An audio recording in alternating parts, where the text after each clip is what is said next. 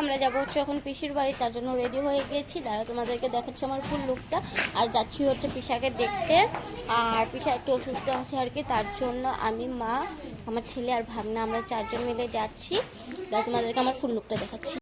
এই ভিডিওটা কিন্তু প্রায় বছরখানেক আগের ভিডিও, আমি বাবার বাড়িতে যখন গিয়েছিলাম তখনকার ভিডিও।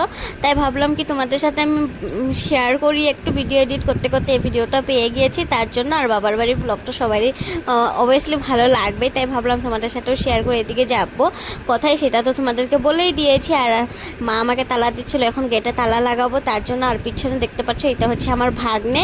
আর হ্যাঁ, বাঁশগুলো দেখে তোমরা অনেকে বলতে পারো কি বাঁশ আবার কিসের জন্য বাঁধছে। বাঁশটা বাঁধছে হচ্ছে শিবরাত্রি ছিল তার জন্য কিন্তু প্যান্ডেল হচ্ছিল আর কি।